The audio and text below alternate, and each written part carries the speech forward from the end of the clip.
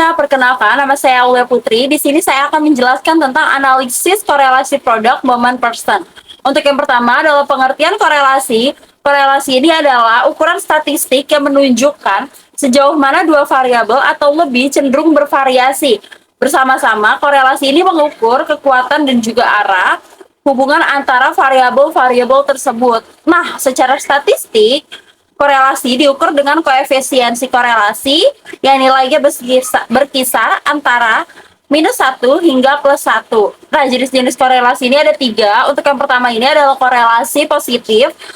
Nah, ini terjadi ketika nilai suatu variabel meningkat, nilai variabel lainnya cenderung meningkat. Nah, contohnya ini semakin tinggi tingkat pendidikan seseorang, semakin tinggi pula pendapatannya. Nah, untuk yang kedua ini adalah korelasi negatif. Terjadi ketika suatu nilai variabel meningkat, maka variabel lainnya itu cenderung menurun. Nah, ini contohnya semakin tinggi harga suatu barang, semakin rendah permintaannya. Untuk yang ketiga ini tidak ada korelasi. Nah, tidak ada korelasi ini terjadi ketika tidak ada hubungan linear antara yang jelas antara variabel. Nah, ini contohnya tidak ada korelasi yang jelas antara ukuran sepatu seseorang dengan tingkat kecerdasannya. Untuk yang ketiga, ini ada tujuan analisis korelasi. Nah, untuk mengetahuinya, kalian bisa mengetahui. Untuk yang ketiga ini adalah tidak ada korelasi. Nah, terjadi ketika tidak ada hubungan linear yang jelas antara variabel.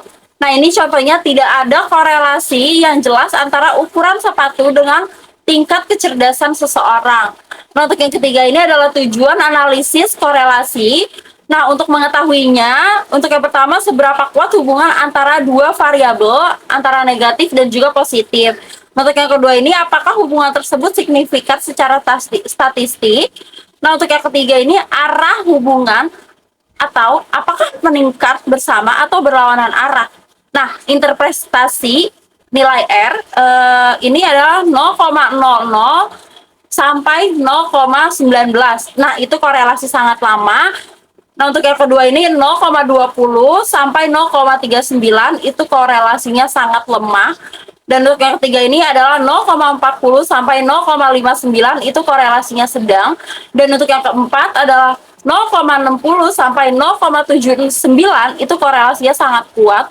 Dan untuk yang terakhir adalah 0,80 sampai 1 itu korelasinya sangat kuat. A few moments later. Hasil perkalian setiap pasangan X dan Y. X itu jumlah semua nilai X, Y itu jumlah semua nilai Y. Nah, teman-teman, sekarang kita masuk ke kelebihan dan kekurangan korelasi. Yang pertama itu kita lihat pada kelebihannya. Kelebihan itu terdiri dari 3 aspek. Yang pertama itu perhitungan sederhana. Perhitungan sederhana dibandingkan metode analisis multivariat lainnya, perhitungan koefisien korelasi seperti koefisien korelasi Pearson cenderung lebih mudah dan cepat untuk dilakukan. Nah, yang kedua itu umum digunakan dalam penelitian kuantitatif. Teknik ini sangat populer dan sering menjadi langkah awal untuk mengidentifikasi adanya hubungan antar variabel sebelum dilakukan analisis yang lebih kompleks dalam penelitian kuantitatif. Nah, yang ketiga itu mudah diinterpretasikan.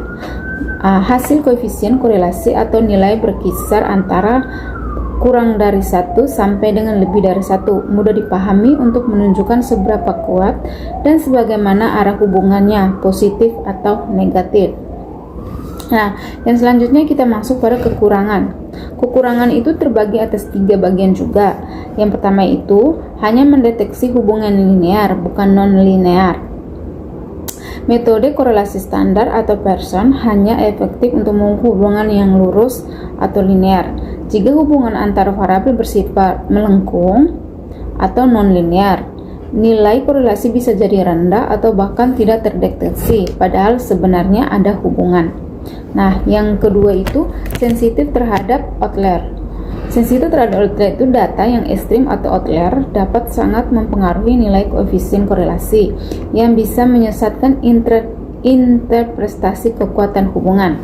Nah, yang terakhir tidak menunjukkan sebab akibat atau hanya hubungan. Ini adalah kekurangan paling penting dari korelasi. Korelasi hanya menyatakan bahwa dua variabel bergerak bersama atau memiliki hubungan, tetapi tidak bisa membuktikan bahwa satu variabel menyebabkan perubahan pada variabel yang lain.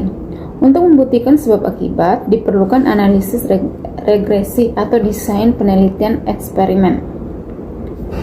Intinya itu, korelasi adalah alat yang baik untuk mengukur hubungan, tetapi harus digunakan dengan hati-hati karena keterbatasannya dalam mendeteksi hubungan nonlinear dan yang paling utama tidak dapat membuktikan kualitas atau sebab akibat. Nah, baik teman-teman, selanjutnya kita lihat ke pengertian korelasi Rang-Sparman. Korelasi Rang-Sparman adalah metode statistik yang digunakan untuk mengetahui tingkat hubungan antara dua variabel yang datanya berskala ordinal atau bentuk tingkat. Berbeda dengan korelasi Pearson yang membutuhkan data interval yang berdistribusi normal, uji Sparman dapat digunakan untuk data yang tidak normal dan berasal dari sumber data yang berbeda. Terus simbol korelasi Sparman adalah P atau RHO atau RS. Nilai P selalu berada di antara 1 dan plus 1, dengan arti P sama dan plus 1 hubungan positif sempurna, P dan min 1 hubungan negatif sempurna, P0 tidak ada hubungan. Nah, selanjutnya kita lihat ke rumus korelasi Rang-Sparman. Rumus korelasi Rang-Sparman ada di belakang saya, teman-teman. Dengan yang diketahui keterangannya itu D, selisih antara peringkat variabel X dan Y, N itu jumlah data. Terus langkah perhitungannya, tentukan ranking untuk setiap nilai X dan Y. Hitung selisih ranking D, Rx kurang Ry. Terus yang ketiga, kuadratkan selisih dan jumlahnya. Nah, yang terakhir itu masukkan hasil ke dalam rumus data. Baik teman-teman, sekian presentasi dari saya. Terima kasih. A few moments later. Perkenalkan, nama saya Mirti Yuliana Betano. Selanjutnya saya akan menjelaskan materi tentang uji signifikasi atau uji Z.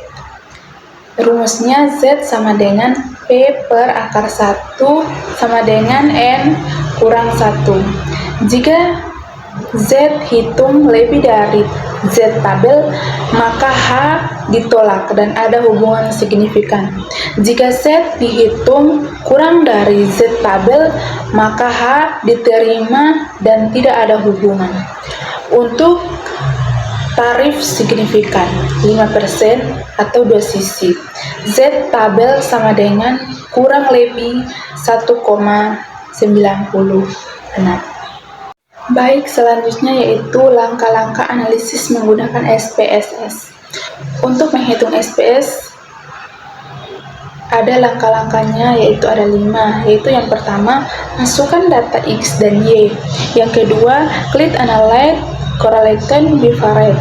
Yang ketiga, pilih Sparman dan tutelate. Yang keempat, klik off. Yang kelima, perhatikan nilai rho atau Sparman correlation dan signifikan atau duality. Interpretasi hasil SPSS. Jika signifikan kurang dari 0,05, maka terdapat hubungan yang signifikan. Jika signifikan lebih dari 0,05, maka tidak ada hubungan. Selanjutnya itu kesimpulan. Jadi kesimpulannya, korelasi Pearson mengukur hubungan linear antara variabel, interval, dan rasio yang didistribusikan normal, sensitif terhadap outlier. Sedangkan correlation Sparman mengukur hubungan monotonik antara variabel atau ordinal, interval, dan rasio tanpa asumsi normalitas,